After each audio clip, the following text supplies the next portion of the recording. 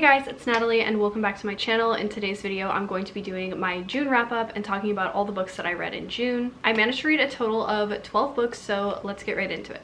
So first up, I read Lady Tan's Circle of Women by Lisa See. This book was actually gifted to me by Scribner in exchange for an honest review. This is an adult historical fiction that takes place during the Ming Dynasty in China, and it follows our main character, Tan Yongxian. This book follows Yongxian and her journey as a female doctor during a time where women didn't have very many rights. And this book kind of just explores friendship between women and the complexity of motherhood. This book namely follows Yongxian's friendship with a girl named Mei Ling, who is the daughter of a midwife. And during this time period, female doctors were often put on a pedestal, while female midwives were kind of seen as dirty or impure for touching blood in their practice. So I ended up giving this book 5 out of 5 stars. I absolutely loved this. This book was so incredibly well researched. I think this was such a beautiful story about female friendship and motherhood, and overall it was just so beautifully written. This book is probably going to be in my top 10 books of 2023 just because it was that good. I typically tend to shy away from historical fiction, but I don't know why, because every time I read it I end up really enjoying it. But yeah, like I said, I give this one 5 out of 5 stars. This was so good and I highly recommend it. So these next 3 books I'm not going to talk about too much in depth because I actually read these for a reading vlog where I read only Hyped Book Talk books for a week. I will link that video down below if you guys are interested. You guys can see my full thoughts and some spoilers on there as well. So first up, I read Daisy Jones and the Six by Taylor Jenkins Reid. This is another historical fiction and it takes place during the 60s and 70s. This book follows a fictitious rock band called Daisy Jones and the Six, and it kind of just chronicles how the band got together and them going on tour and the relationships between each other and everything like that. This book is written in the style of a documentary and it's very much collected interviews. So every page is just different anecdotes from every character. So I ended up giving this one 4 out of 5 stars.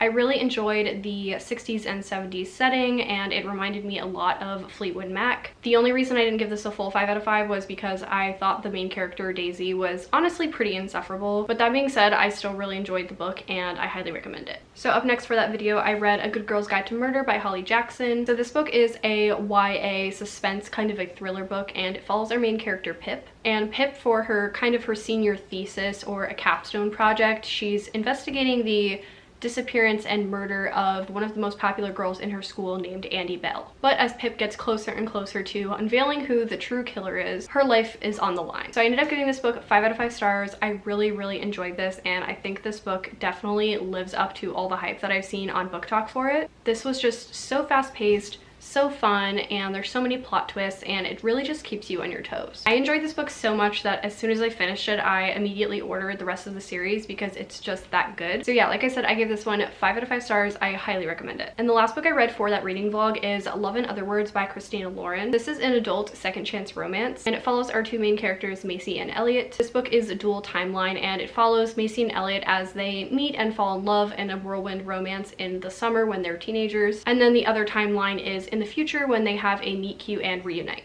And during the story, you're kind of just trying to figure out what happened to them and why they stopped talking for so many years. Long story short, I ended up giving this one 2 out of 5 stars. I really did not like the characters whatsoever, and I thought the romance was really problematic, and overall it just had red flags written all over it. But like I said, I talk about this book and these other 2 more in depth on my reading vlog, which I will link down below. So up next, I read Wild by Cheryl Strayed. This is a nonfiction memoir, and it follows Cheryl Strayed as she hikes the Pacific Crest Trail in the 90s when she's in her mid-20s. I really enjoyed this book. I ended up giving it 5 out of 5 stars. I think Cheryl Strayed is an incredible writer and she just made her story so readable. She's such a great storyteller and it was equal parts funny and sad. This book also explores a lot of grief around Cheryl Strayed and the death of her mother. And while she's hiking the Pacific Crest Trail, she's kind of trying to find herself. I listened to this one on audiobook and I think the audiobook was incredibly well narrated. Unfortunately, it wasn't narrated by Cheryl Strayed herself, but the narration was still good nonetheless, and I really enjoyed listening to this. And honestly, I think this is an essential read if you're 20-something. This book is just all about finding yourself and doing something with your life and trying something different and going on an adventure. Yeah, like I said, overall I really enjoyed this. I gave 5 out of 5 stars. Highly recommend. So up next, I read 19 Claws and a Blackbird by Agustina Bastarrica. This book was gifted to me by Scribner in exchange for an honest review. This is a really creepy, spooky horror short story collection, and it follows themes of finding madness in the mundane. I ended up giving this book 4 out of 5 stars. Oftentimes with short story collections, I kind of struggle to see the writing style of the author because the stories are so short, but I feel like Bastarrica's voice really does come through in all of these stories, and I think that she's just a really great storyteller. A lot of these were so creepy and off-putting to the point where I literally had nightmares after I finished reading this, so this book definitely did its job as a horror book. This book is also really short, so if you're looking for something really quick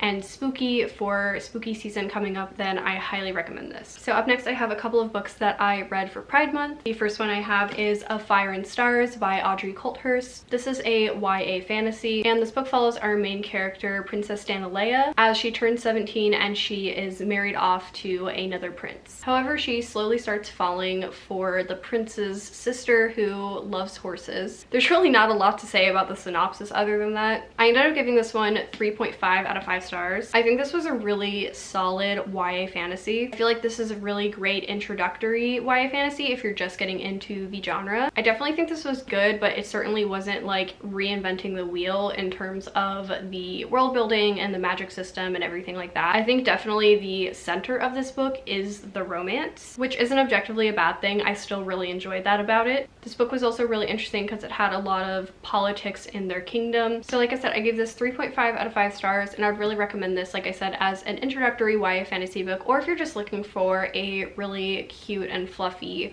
YA fantasy romance, then I highly recommend this. So up next, I read Laura Dean Keeps Breaking Up With Me by Mariko Tamaki and Rosemary Valera O'Connell. This is a graphic novel that follows our main character, Freddie, whose girlfriend is really popular and well-liked. However, she keeps breaking up with Freddie over and over again. So I ended up giving this one 4 out of 5 stars. This one definitely centers around toxic relationships, and I feel like toxic relationships I don't often read about, especially LGBTQIA+ ones. And the art style of this graphic novel is just absolutely stunning. It has a gorgeous black and white and peachy color palette that I just absolutely loved. The illustrations are just absolutely stunning. So yeah, like I said, I gave this one 4 out of 5 stars. I think this is a really easy to get through graphic novel with gorgeous illustrations, and it also has a really powerful message about toxic relationships and the people who we let love us. So yeah, I highly recommend this one. So up next, I read Felix Ever After by Kaysen Callender. This is a YA contemporary that follows our main character Felix, who is transgender and who is struggling to find himself and find love amidst being doxxed and outed at his school. So I really wanted to love this book, and I ended up giving it 2.5 out of 5 stars. Personally, I didn't really like Felix as a character. I felt like he was very narcissistic, he was very self-centered, and he was very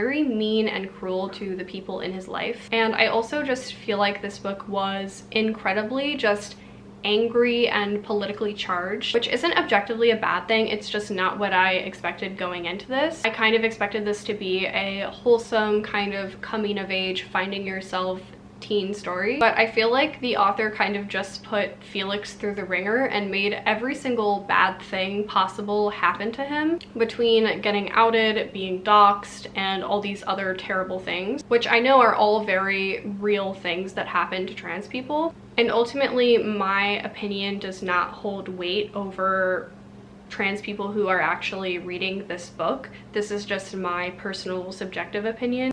I just feel like it's not a super positive thing to have a trans person represented in media, which is very rare, and have them be depicted in a way that is negative and is overall just perpetuating stereotypes. I think overall this book had a good message, and I definitely think this will resonate with certain audiences. However, I just had a really hard time connecting to the characters, which is okay because this book may not be for me, but that doesn't mean it's not for anyone. And like I said, this is just my subjective opinion. So I'm not going to say I recommend or unrecommend this book. I just happen to not personally enjoy it, and that's okay. So up next, I read Tin Man by Sarah Winman. This is an adult literary fiction, and it follows our two main characters, Ellis and Michael. So this book is dual timeline, and it kind of follows Ellis and Michael as they first meet when they're younger, and the friendship that they form and the solace that they find in each other. And this book kind of chronicles their relationship through the years and how it has bloomed from friendship to something more or something not at all. It's hard to kind of explain the synopsis of this book because it's a not very plot-driven book, it's more character-driven. I ended up giving this one 5 out of 5 stars. I think this was so beautifully written. The writing was just so poetic and lyrical and beautiful, and I loved Ellis and Michael as characters. I feel like they were developed so well, and I felt really attached to them by the end of this book. And while I was reading this book, I was laughing with them through their successes and crying with them over their losses. And overall, this was just a fantastic book. I would give this book 1,000 out of 5 stars if I could. This book is definitely going to be in my top 10 of 2023. So yeah, like I said, I gave this one 5 out of 5 stars. This is so fantastic. I recommend this to literally anybody. This is so good. So the next book I read is Orphan Island by Laurel Snyder. This is a middle grade fiction book, sort of a mystical fabulism kind of story. And this book follows our main character Ginny, who lives on an island with 9 other orphans. Or 8 other orphans, I guess, 9 including her. And every year this boat comes to the island, and the eldest is taken away on the boat and a new child comes on the boat. So this book is kind of hard to explain, but it is allegoric for growing up. And overall I gave this 4 out of 5 stars. I think this was a really interesting metaphor or allegory for childhood and growing up and kind of moving from childhood into your teenage years. I think this is a fantastic book for younger readers who are transitioning from childhood into their preteen years. This was just so beautifully written, and I think this concept is just really unique and very original. I listened to this one on audiobook and I really enjoyed the audiobook. I also think this is a great introductory middle grade book. If you're trying to branch out and try different age levels and different genres, then I highly recommend this one. Like I said, I gave it 4 out of 5 stars. The last book that I read in the month of June is 7 Days in June by Tia Williams. This is an adult literary romance that's a second chance romance as well, and it follows our two main characters, Ava and Shane. When Ava and Shane were teenagers, they had kind of a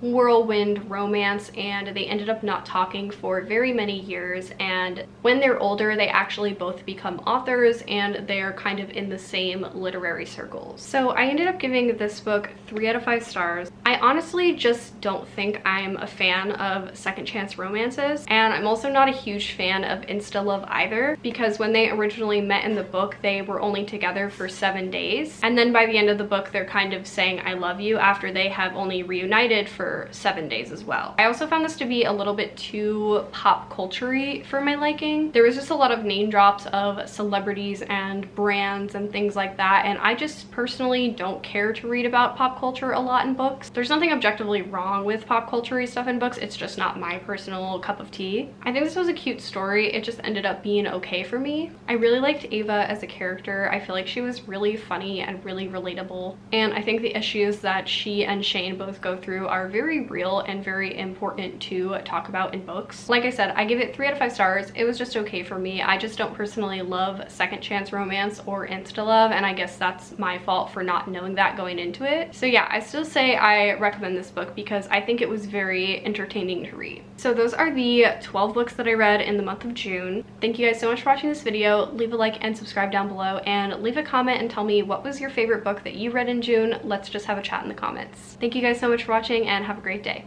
Bye!